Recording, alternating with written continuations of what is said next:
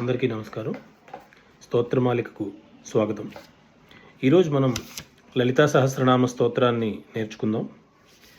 లలితా సహస్రనామ స్తోత్రం మిగతా స్తోత్రాలలా కాకుండా అది మనకి ఇచ్చింది వసిన్యాది వాగ్దేవతల ద్వారా మనకి ప్రత్యక్షంగా వచ్చింది. లలితా అమ్మవారి సమక్షంలో వాగ్దేవతలు నిలబడి చదివిన గొప్పదైన స్తోత్రం. ఈ స్తోత్రాన్ని మిగతా స్తోత్రాల్లా కాకుండా, ఎందుకంటే ఇందులో ఒక అక్షరం, 2 అక్షరాలు, 3 అక్షరాలు, 4 అక్షరాలు, 5 అక్షరాలు, 7 అక్షరాలు, 8 అక్షరాలు, 16 అక్షరాలతో కూడిన పదాలు ఉంటాయి. ఎక్కడ ఏ శ్లోకాన్ని, ఏ లైన్ని ఎక్కడ మనం పద విభజన కరెక్ట్గా చేయాలి, దేన్ని ఎలాగ స్పష్టంగా చదవాలి అనేది మనం చాలా జాగ్రత్తగా నేర్చుకోవాల్సింది.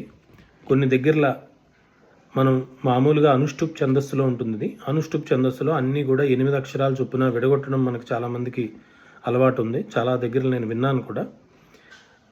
అలా చేయొచ్చు, కానీ కొన్ని లైన్స్లో మట్టుకు అక్కడ మనం 8 అక్షరాలుగా విడగొడితే ఆ అర్థమే పూర్తిగా మారిపోతుంది. కాబట్టి అలాంటి వాటి దగ్గర మనం జాగ్రత్తగా చూసుకోవాలి. ఉదాహరణకి ఇందులో మనం ఈ లలితా సహస్రం అనుష్టుప్ ఛందస్సు కాబట్టి మనం ఇక్కడ 8 అక్షరాలతో విడగొట్టడం మొదలు పెట్టామనుకోండి. ఇందులో ఒక లైన్ ఉంటుంది. దుష్ట దూరా దురాచార శమని దోషవర్జిత. దుష్ట దూరా 4 అక్షరాలు, దురాచార శమని 7 అక్షరాలు, దోషవర్జిత 5 అక్షరాలు. ఇప్పుడు ఈ 16 అక్షరాలని మీరు మామూలుగా చదివినట్టుగా కనుక 8 అక్షరాల దగ్గర విడగొట్టారనుకోండి, అంటే ఇది దురాచార శమని అని ఉన్న రెండో పదంలో ఉన్న 4 అక్షరాలు విడగొట్టి దుష్ట దూర దురాచార శమని దోషవర్జిత అని చదివారనుకోండి, మీరు అమ్మవారిని స్తోత్రాన్ని చేయాలని అనుకునే బదులు మీరు అమ్మవారిని నిందించినట్టు వస్తుంది అర్థం. కాబట్టి అలాంటి దగ్గరలో చాలా జాగ్రత్తగా నేర్చుకొని, పెద్దలు ఏం చెప్పారంటే లలితా సహస్రాన్ని ఎవరైనా చదవచ్చు, చక్కగా నేర్చుకొని దోషాలు లేకుండా చదవమని మాత్రమే చెప్పారు. కాబట్టి అమ్మవారు ఏదో చేసేస్తుంది తప్పు చదివితే అన్ని బెంగలు వదిలేసుకొని చక్కగా నేర్చుకొని ఎలాగ మనం చదవగలం, చిన్న చిన్న తప్పులు ఏమైనా ఉంటే వాటిని కరెక్ట్ చేసుకోవాలి. నేను కూడా తప్పు చదవచ్చు, మీరు కూడా నన్ను కరెక్ట్ చేయొచ్చు. తప్పులు చదువుతాం కదా అని స్తోత్రాన్ని చదవటమే మానేస్తే ఎప్పటికీ చదవలేం. పడిపోతామని చెప్పి నడవటం మానేసామా, నేర్చుకుని చక్కగా నడవడం నేర్చుకున్నాం. అలాగే స్తోత్రాలను కూడా ఎలా చదవాలో నేర్చుకుని చదువుతూ ఉండడమే, చదవటం మానేయవలసిన పని లేదు. సరే, ఇప్పుడు మీకు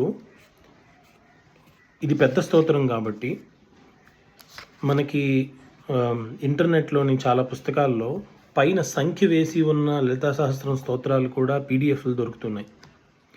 మీరు ఆ లింక్స్ని నేను డిస్క్రిప్షన్లో కూడా పెడతాను.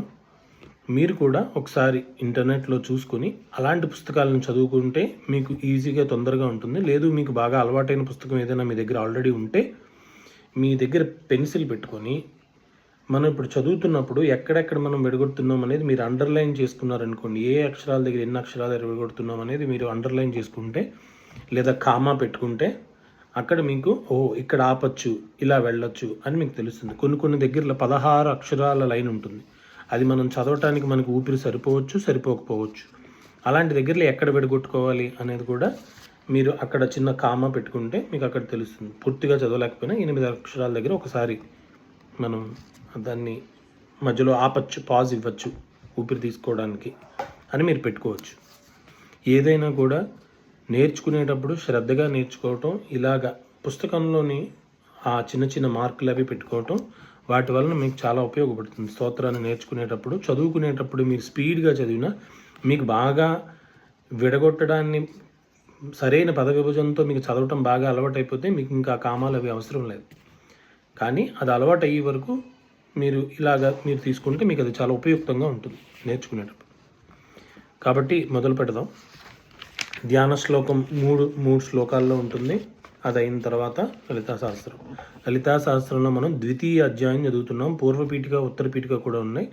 నేను పూర్వపీఠిక ఉత్తరపీఠికని నేను ప్రస్తుతానికి కవర్ చేయటం లేదు. మధ్యలో ఉన్న ద్వితీయోధ్యాయ 2వ అధ్యాయాన్ని మాత్రం ముఖ్యంగా చెప్తున్నాను. పూర్వపీఠికలో ఈ లలితా సహస్రం ఎలా వచ్చింది, దీని సందర్భం ఏంటి, ఇవన్నీ కూడా చెప్తారు. ఉత్తర పీఠికలో లలితా సహస్రం చదవటం వలన వచ్చే ఫలశ్రుతి ఉంటుంది. అవి మీరుగా మీరు చదువుకోవచ్చు. మొదలు పెడదాం. హరి ఓం శ్రీ గురుభ్యో నమ. శ్రీ మహాగణాధిపతయే నమ. హరి ఓం. ఓం శ్రీమాత్రే నమ. అథ శ్రీ లలితా సహస్రనామ స్తోత్రం ధ్యానం.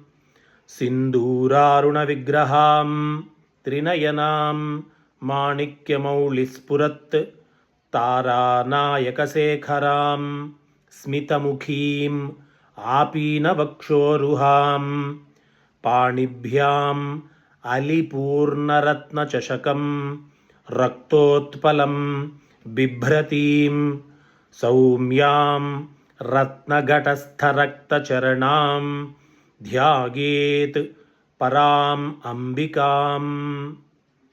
అరుణాం కరుణాతరంగితాక్షీం ధృత పాశాంకుశ పుష్పబాణచాపాం అణిమాదిభిరావృతాం మయూఖైః అహమిత్యేవ విభావయే భవానీం.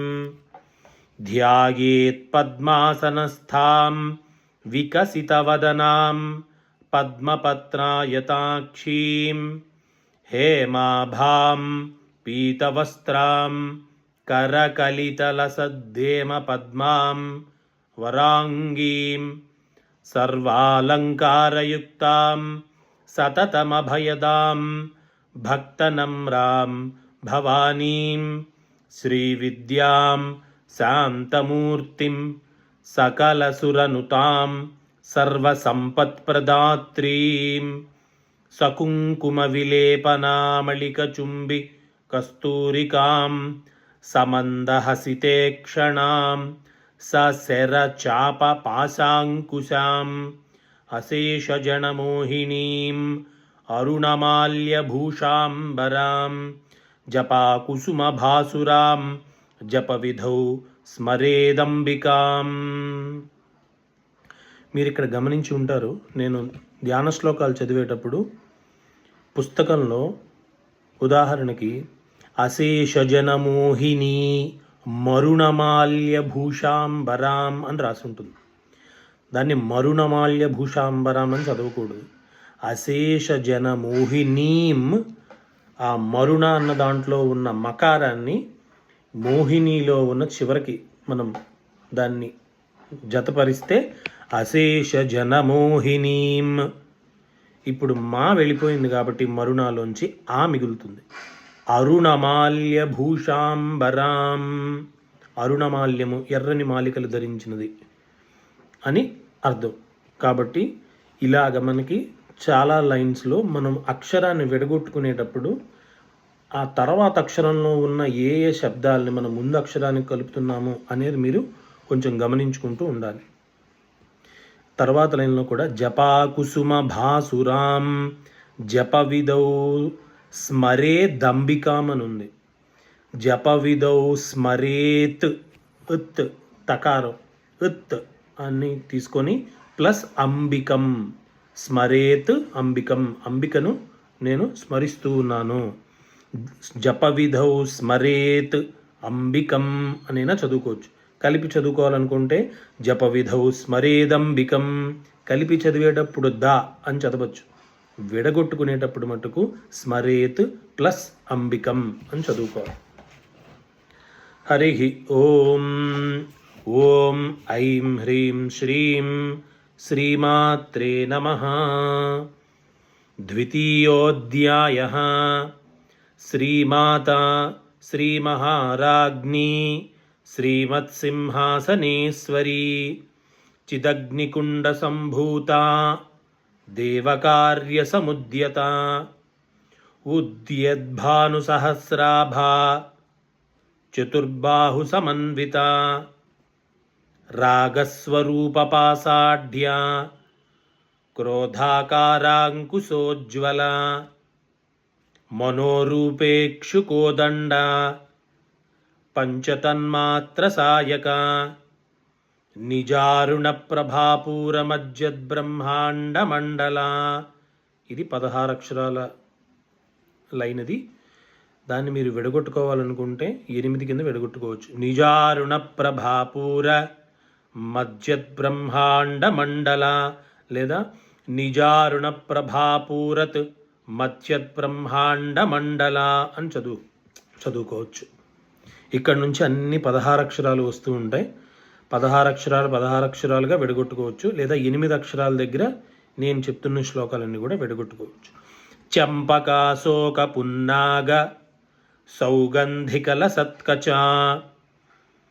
లేదా చంపకాశోక పున్నాగ సౌగంధికల సత్కచ కురువిందమణి శ్రేణీ కనత్కోటీర మండిత అష్టమీ చంద్ర విభ్రాజదళికస్థల శోభిత ముఖచంద్రకళంకాభం మృగనాభివిశేషక వదనస్మరమాంగల్యగృహతోరణ చిల్లిక వక్త్రలక్ష్మీ పరీవాహ చలన్మీనాభలోచన నవచంపక పుష్పాభనాసాదండ విరాజిత తారాకాంతి తిరస్కారినాసాభరణ భాసురా కదంబ మంజరీ క్లుప్త కర్ణపూర మనోహర తాటంకయుగళీభూత తపనోడుపమండల పద్మరాగశిలాదర్శ పరిభావిక పోలభూ నవవిద్రుమ బింబ శ్రీన్యక్కారిరదనచ్చద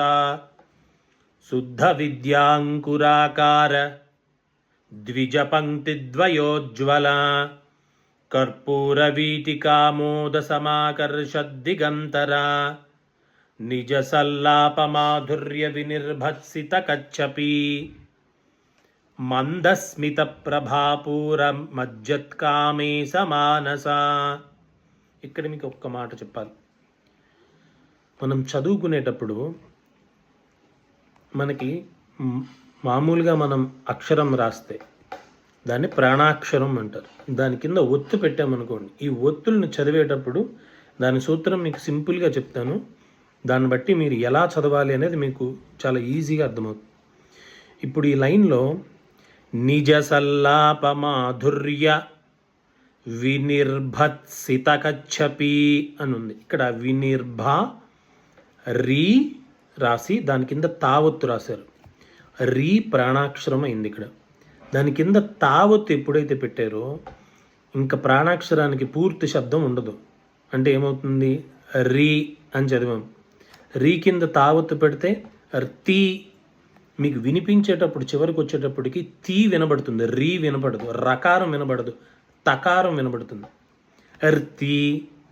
ఇప్పుడు ఏమవుతుందంటే ఇదే సూత్రం దాని కింద ఎన్ని ఒత్తులు మీరు పెడుతూ ఉంటే చిట్ట చివర ఒత్తు కిందనున్న ఒత్తు ఏదైతే ఉందో ఆ ఒత్తు తాలూకా శబ్దం మాత్రమే వినిపిస్తుంది మీకు. ఇప్పుడు ఎలా, రీ రాశారుగా, రీ కింద తా పెట్టారు, తీ తీ వినబడింది. దాని కింద సకారం ఉంది, మళ్ళీ చూడండి సా ఒత్తుంది, సి సి సి వినబడుతుంది, ర్త్ అర్ ఎత్ సి సికి శబ్దం ఎక్కువ వచ్చి మిగతా అక్షరాల తాలూకు అన్నీ కూడా ఆ చివరిన వస్తున్న శబ్దంలో కలిసిపోతాయి. అన్నిటికీ అంతే. మీరు చూడండి, మాధుర్య యా వినబడుతుంది, రకారం మొదలుతో యకారం ఎండింగ్తో రియా అని చదువుతారు, ర్ ప్లస్ యా అవుతుంది. మీరు ఇప్పుడు ఎక్కడ చదివినా కూడా ఏ అక్షరానికి కింద ఒత్తున్నా ఇదే మీరు ఈ సూత్రాన్ని మీరు ఫాలో అవుతే ఎలా చదవాలి అనేది మీకు చాలా ఈజీగా తెలుస్తుంది. ఇంకొక ఎగ్జాంపుల్ చెప్తే, హర్మ్యము అంటారు. హర్మ్యము అంటే రా కింద మా ఒత్తు పెడతారు. నేను చెప్పిన సూత్రం ప్రకారం ఏమైంది, రా ప్రాణాక్షరం, మా ఒత్తు ఎప్పుడైతే పెట్టారో ర్మా ర్మా, దాని కింద యావత్తు కూడా పెడతారు. ఇప్పుడు ఏమైంది, యా హర్మ్యా హర్మ్య హర్మ్యము హర్మ్యము అని మనం అలాగా ఏ అక్షరానికి ఏ ఒత్తు కింద ఏ ఒత్తు ఉందో అనేది చూసుకొని దానికి తగ్గట్టుగా చదవాలి. ఏమండి, బ్రహ్మ బ్రహ్మ హా కింద మా ఒత్తు, మజ్జత్ కామేశ అత్ కా, తా కింద కకా కా ఒత్తు పెట్టారు. ఇత్ ప్లస్ కా. ఈ ప్రాణాక్షరానికి ఏ దీర్ఘం అయితే ఉందో ఆ దీర్ఘాన్ని కిందనున్న ఒత్తుకిస్తారు. అంటే ఇప్పుడు ఎలా, తా అని రాశారు, దీర్ఘం ఉంది తాకి. ఇక్కడ ఏమవుతుంది, కింద ఒత్తు ఎప్పుడైతే పెట్టారో ఈ ఒత్తుది ఏ అక్షరంది, కా. ఈ తా అనిలో ఉన్న ఆ దీర్ఘాన్ని తీసి కాకి పెడతారు. ఇప్పుడు ఏమైంది, కా అయింది. అది ఏమైంది, పొల్లు అయిపోయింది. ఎత్ ప్లస్ అక్కడున్న దీర్ఘం ఇక్కడికి వచ్చి కా, ఎత్ కా, కా, మజ్జత్ కా మే సమానస. ఏమండి, అలాగా మీరు ఎక్కడ చూసినా కూడా మీకు అలాగే మీకు చదువుకోవడం, ఇది మీకు బాగా అర్థమైపోతే ఏ స్తోత్రాన్నైనా సరే, ఎంత కఠిన పదాలనైనా సరే చాలా ఈజీగా మీరు విడగొట్టుకొని ఆ అక్షరంలో ఉన్న ఎన్ని ఒత్తులు ఉన్నాయో చూసుకొని ఒక్కొక్క ఒత్తుని కలుపుకుంటూ వచ్చేస్తే 1-2 సార్లు ప్రాక్టీస్ చేస్తే మీకు వచ్చేస్తుంది. సరే. అనాకలిత సాదృశ్య చుబుక శ్రీ విరాజిత కామే సబద్ధ మాంగళ్య సూత్ర శోభిత కంధర కనకాంగదకీయూర కమనీయ భుజాన్విత రత్నగ్రైవేయ చింతాకలోల ముక్తా ఫలాన్విత కామేశ్వర ప్రేమ రత్నమణి ప్రతిపణస్తని నాభ్యాలవాల రోమాళిలతా ఫలకుచద్వయీ లక్ష్య రోమలతా ధారత సమున్నేయ మధ్యమ స్తన భారదళన్మధ్య పట్టబంధవళిత్రయా అరుణారుణ కౌసుంభ వస్త్రభాస్వత్కటీతటీ రత్నకింకిణికారమ్య రసనాదామభూషిత కామే సజ్ఞాత సౌభాగ్య మార్ధవోరుద్వయాన్విత మాణిక్యమకుటాకార జానుద్వయ విరాజిత ఇంద్రగోప పరిక్షిప్త స్మరతూణాభజింగిక గూఢగుల్ఫా కూర్మపృష్ఠ జయిష్ణు ప్రపదాన్విత నఖదీధితి సంచన్న నమజ్జనతమోగుణ పదద్వయ ప్రభాజాల పరాకృత సరోరుహ సింజాణమణిమంజీర మండిత శ్రీపదాంబుజ. ఇక్కడ వరకు దీని పైనున్న లైను పదద్వయ ప్రభాజాల పరాకృత సరోరుహ, అక్కడి వరకు అన్నీ కూడా 16 అక్షరాలు వస్తూ ఉంటాయి. నేను మీకు చెప్పినట్టుగా అన్ని 8 కింద కూడా విడగొట్టుకోవచ్చు. మీ దగ్గర అక్షరాలు విడగొట్టుకొని ఉన్న వర్షన్ లలితా సహస్రం ఉంటే మీరు దాంతో ప్రాక్టీస్ చేసుకుంటే మీకు ఈజీ అవుతుంది. సింజాణమణి మంజీర మండిత శ్రీపదాంబుజ మరాళీ మందగమన మహాలావణ్య సేవది సర్వారుణానవద్యాంగి సర్వాభరణ భూషిత. ఇక్కడ ఇంకొకటి చెప్పాలి, మీకు తెలుగు అక్షరాలు రాసేటప్పుడు ఇలాగ చుట్టి 2 ఉన్నట్టుగా ఒక అక్షరాన్ని రాస్తారు, అది ఆ. సర్వారుణానవద్యాంగి, ఆ అక్షరాన్ని వదిలేయకూడదు. సర్వారుణ, నాకి దీర్ఘం ఇచ్చి దాని తర్వాత ఈ అక్షరాన్ని పెట్టి నవద్యాంగి అని ఉంది. సర్వారుణ నవద్యాంగి అని చదవకూడదు, సర్వారుణ అనవద్యాంగి అని చదవాలి.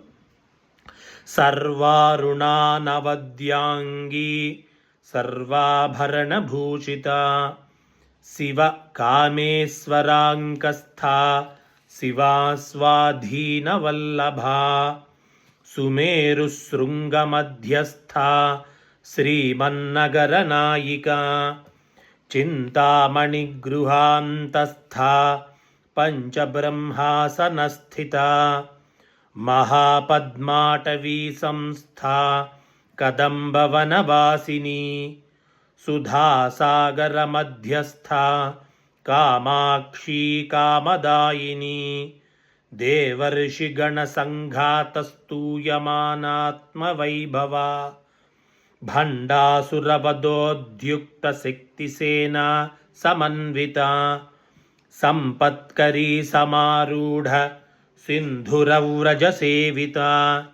అశ్వారూఢాధిష్ఠితాశ్వ కోటికోటిభిరావృత చక్రరాజరథారూఢ సర్వాయుధ పరిష్కృత గేయచక్రరథారూఢ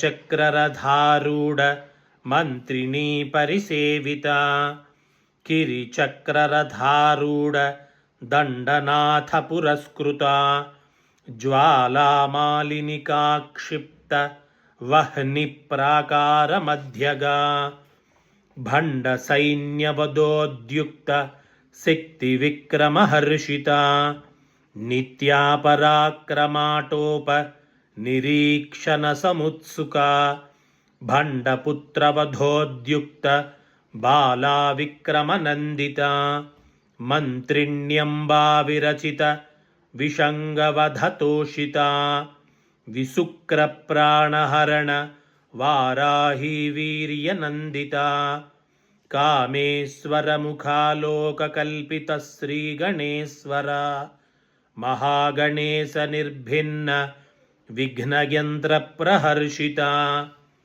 భండాసురేంద్ర నిర్ముక్త శస్త్రప్రత్యస్త్రవర్షిణీ कराङ्गुलिनखोत्पन्न नारायणदशाकृतिः महापाशुपतास्त्राग्नि निर्दग्धासुरसैनिका कामेश्वरास्त्रनिर्दग्ध सबण्डासुरशून्यका ब्रह्मोपेन्द्रमहेन्द्रादि देवसंस्तुतवैभवा हरनेत्राग्निसन्दग्ध कामसञ्जीवनौषधिः श्रीमद्वाग्भवकूटैक स्वरूपमुखपङ्कजा